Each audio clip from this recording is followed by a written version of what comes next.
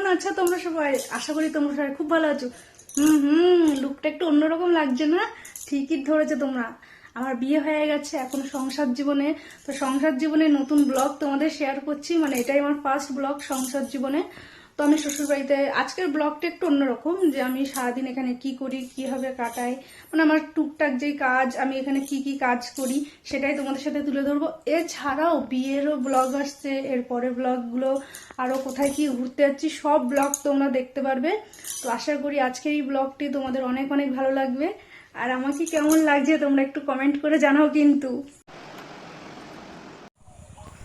ও এখন ঘুমিয়ে আছে, তো সকাল সকাল আমি উঠে গেছি যেহেতু টিফিন করতে হবে। তো টিফিনের আমি আজকে বানাবো কাবলি ছোলার তরকারি আর লুচি। তো কাবলি ছোলা সেদ্ধ করতে বসিয়েছি, আর মাঠে যাচ্ছি সকাল সকাল একটু লঙ্কা আনতে। এদিকে ঠাম্মা দাদু ওরা পটল গাছের ফুল ছোঁয়াচ্ছে, তাই আমি এখন এসেছি লঙ্কা তুলতে।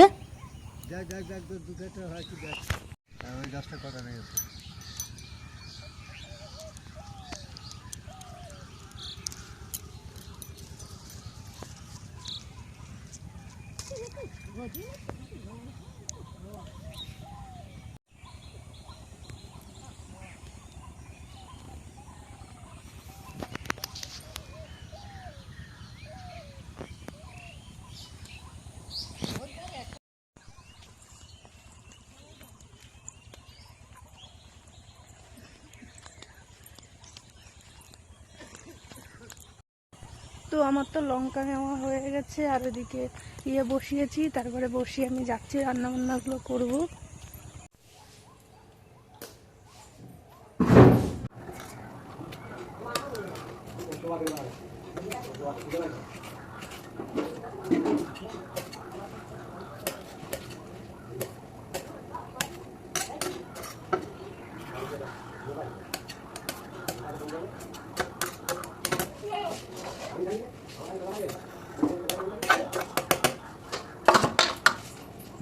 No.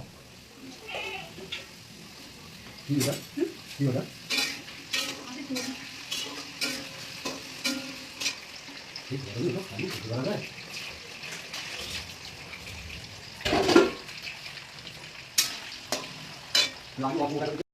সব কিছু রান্নার জোগাড় করেছি, অর্ধেক রান্না বসিয়ে দিয়েছি।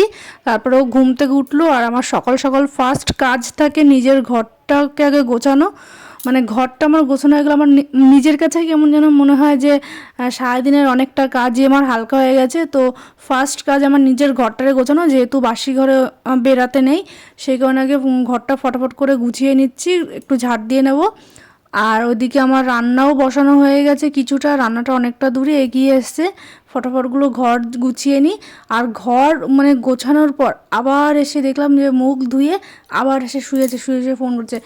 আমি বলছি যে এতটা লেট হয়ে যাচ্ছে, অন্তত রেডি তো হও। বলছে না, একটু এখনও টাইম আছে। মানে ছেলেগুলো এরকমই অলস হয়।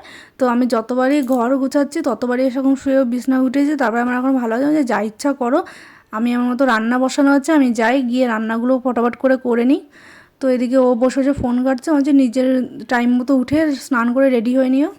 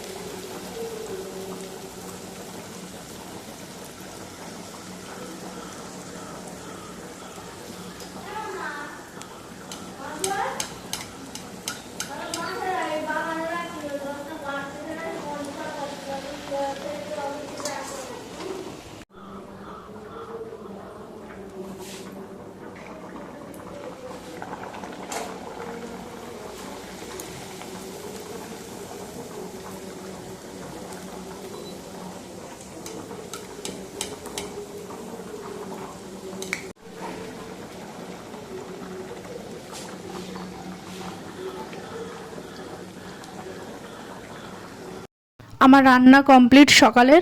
তো টিফিনটা আমি গুছিয়ে দিচ্ছি। যে অফিসে নিয়ে যাওয়ার টিফিনটা তা একটু ঠান্ডা হয়ে যাবে, তাহলে মানে একটু গরম পড়েছে, তাহলে আর নষ্ট হবে না। আগের থেকে বেড়ে রাখলে ঠান্ডা হয়ে যাবে, সেই জন্য তারপরে ওর টিফিন গুছিয়ে দিয়ে আমি দাদু ঠাম্মা ওর সকালে জলখাবারের প্লেটটাও গুছিয়ে দিচ্ছি যতক্ষণ ও বাথরুম থেকে বেরাচ্ছে। তা সেই ফাঁকে আমি সব ফটাফট করে গুছিয়ে নিচ্ছি। আর সবথেকে বড় কাজ হচ্ছে আমার এই সকালবেলাটা রান্না করা, যেহেতু আমার একটা টেনশান থাকে যে টাইম মতো ওকে গুছিয়ে সব কিছু দিতে পারবো কি না। সেই সকাল 6টায় উঠি আমি, তাও আমার একটা টেনশান থাকে যে 8টার মধ্যে সব কিছু কমপ্লিট হবে কি না। যাক, এখন আস্তে আস্তে অনেকটাই অভ্যাস হয়ে গেছে। আসল কথা, ঠাম্মা দাদু অনেকটাই হেল্প করে দেয়, কিন্তু যেহেতু এখন ওরা মাঠে পটল চাষ করেছে, কচু চাষ করেছে, সেই দিকটা ওদেরকে টাইম দিতে হয়। তো ওরাও সে মাঠে কাজ করে। মাঠের কাজে সত্যি অনেকটাই খাটনি। আর একটা ভিডিও তোমাদের সাথে আমি দেখাবো যে গ্রামে চাষবাস কেমন কীভাবে হয়, সেটা একটা ভিডিও পরে হবে। এখন সবার খাওয়া হয়ে গেছে, তো আমি ওর টিফিনটা গুছিয়ে দিচ্ছি। আর হাতে 5-10 মিনিট টাইম ছিল, এসে একটু দুজনে একটু গল্প করছিলাম, মানে যাই হোক টুকটাক কিছু গল্প করছিলাম। আর একটা কথা, তোমাদের হয়তো একটা প্রশ্ন জাগতে পারে যে আমার শ্বশুর শাশুড়ি কেন আমাদের সাথে থাকে না। আসল কথা, আমরা দুদিকেই থাকি, ওদের দুটো বাড়ি। এটা হচ্ছে গ্রামের বাড়িতে আমরা এখন বেশিরভাগ টাইম থাকি, আর ওই বাড়িতে সপ্তাহে 2 দিন কি 3 দিন কি আমরা থাকি। তো ওইটা মধ্যমগ্রামের ওই বাড়িটা একটু জায়গার সমস্যা আছে, মানে ঘরের সমস্যা, এই কারণেই আমরা এখন এখানে একটু থাকি।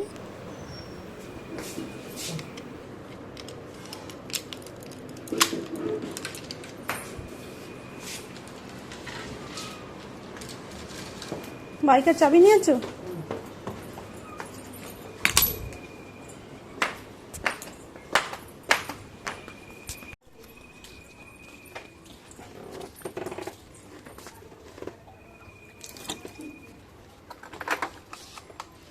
হ্যালো।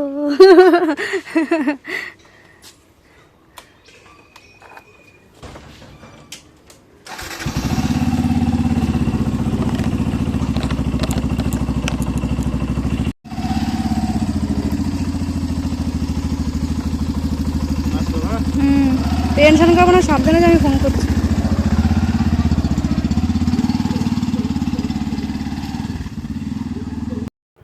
ও তো অফিসের জন্য বেরিয়ে গেল। এবার আমি নিজে একটু খাওয়া দাওয়া কমপ্লিট করছি সকালের। তো সকালের খাওয়া দাওয়া কমপ্লিট করবার বেশ কিছুটা টাইম একটু রেস্ট নিয়ে নিই। তারপরে আমি আবার দুপুরে রান্নাটা একবারে করে নিই, কারণ বেকার কাজ হাতে রেখে দিলে আমার নিজেরই কেমন যেন অসহ্য লাগে, যে আরও বেশি আমার এই যে যত কাজ ফটাফট করে নেবো তত আমার তাড়াতাড়ি সব কিছু যেন আমি ভালোভাবে সারাদিন আমার মানে শুয়ে বসে কাটাতে পারি। নিজের মাথাটাও কেমন যেন হালকা হয়ে যায় যে কাজগুলো হয়ে গেল। তো খাওয়া দাওয়ার পর একটু রেস্ট নিলাম। ও অফিসেও পৌঁছে গেছে, আমাকে ফোন করেছিল, ফোনে কিছুক্ষণ কথা বললাম। তারপরে দুপুরে রান্নাটা চাপিয়ে দিয়েছি। দুপুরে রান্না আজকে মেনুতে ছিল, দাদু মাঠে পটল চাষ করেছে, কচি কচি পটল, আর এদিকে সকালবেলা দাদু চিংড়ি মাছ এনেছিলো, সেটাই রান্না করছি। আর এদিকে কাঁকরোল এনেছিল, সেই কাঁকরোল ভাপাটার জন্য দুধগুলো গুলে নিচ্ছি। আর এদিকে পটল আলু ভেজে নিচ্ছি আমি এখন। তো তোমরা তো দেখলে যে সকালবেলায় ও লুচি আর চানা মশলা করে, চানা মশলা কাবলি ছোলার তরকারি করে দিয়েছিলাম, সেটাও খেয়েও গেছে, টিফিনে ওটাও নিয়ে গেছে। তো সকালে একটু ব্যস্ত ছিলাম, তো সেইভাবে ভিডিওটা অন করতে পারিনি।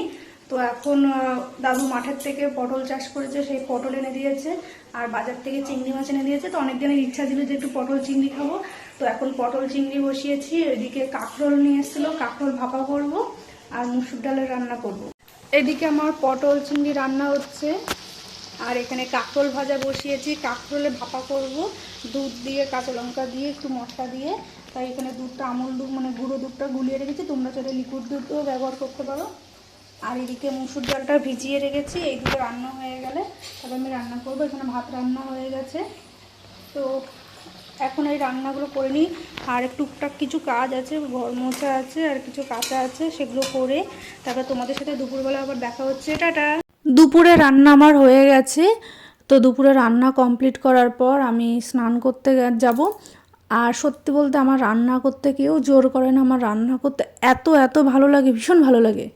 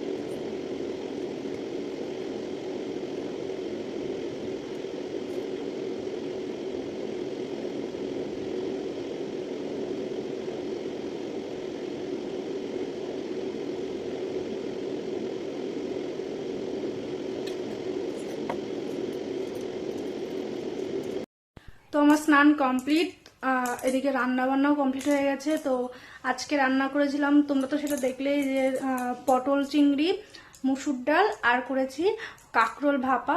তো আমার স্নান কমপ্লিট, রান্না কমপ্লিট। তো আমি এখন খেয়ে দিয়ে নেবো। আর তোমাদের সাথে অনেক দিন পর ব্লগ শেয়ার করছি। এটা আমার সংসার জীবনের প্রথম ব্লগ, মানে এর আগে আমি সংসারের কোনো ব্লগ ছাড়িনি, এর আগে অন্য ব্লগ ছেড়েছি, কিন্তু সংসারের যে সংসার জীবনের প্রথম ব্লগটা আমি তোমাদের সাথে আজকে শেয়ার করছি। মানে ডেইলি আমি যা যা করি এই বাড়িতে। তো এখন তো আমরা গ্রামেই থাকি, ওর গ্রামের বাড়িতে থাকি, ওদের ওই বাড়িতে ওর বাবা মা থাকে। তো আমরা সপ্তাহে 2 দিন কি 3 দিন ওই বাড়িতে থাকি, আর 3-4 দিন আমরা এই বাড়িতে থাকি। মানে এইভাবে আমরা 2 দিন ওখানে 2 দিন এখানে, এইভাবে এখানে থাকছি। তো তোমরা ভিডিওটা পুরোটা দেখতে। তো রান্না বান্না কমপ্লিট করার পর, স্নান করার পর নিজে বসলাম একটু খেতে, ওর সাথে কথা বললাম। ও টিফিনে মানে ওর টিফিন টাইম এখন, তো খেতে বসেছে। তারপরে আমি নিজেও একটু খেতে বসলাম। খাওয়া দাওয়া কমপ্লিট করার পর তারপরে বিকালবেলা আমি একটু ঘুম থেকে উঠে আমি একটু মাঠে ঘুরে বেড়াই, একটু পাড়ার সবার সাথে একটু গল্প করি। সত্যি বলতে মাঠে এত সুন্দর, এখানকার পরিবেশ এতটা সুন্দর, সেটা তোমরা নিজেরাই এর পরের ক্লিপটায় দেখতে পারবে যে কতটা সুন্দর পরিবেশ।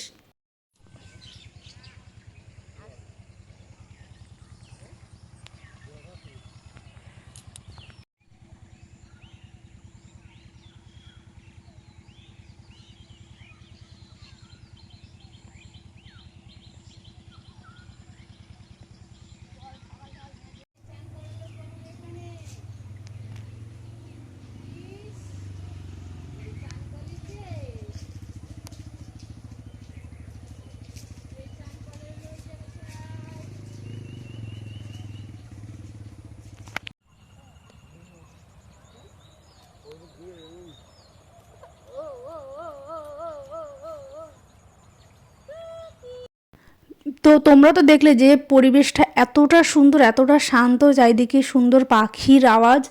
আর এই পাশের বাড়ি এই ঠাম্মাটা দেখলাম ধান সেদ্ধ করছিল। তো এখানকার মানুষজন বেশিরভাগই সবাই চাষবাস নিয়েই পড়ে থাকে। তো চাষ করতে এতটা খাটনি, আমরা যেই ধান বলো সবজি বলো খাই, মানে এতটা কষ্ট করে ওরা সারাদিন মাঠে রোদে পুড়ে বৃষ্টিতে ভিজে কাজ করে। তো সেই ভিডিওটা তোমাদের সাথে আমি একদিন তুলে ধরবো।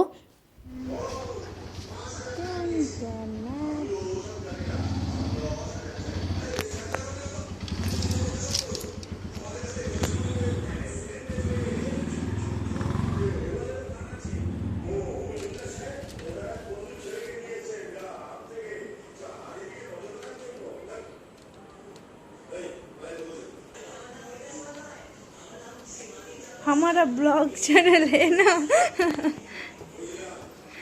वो किसकी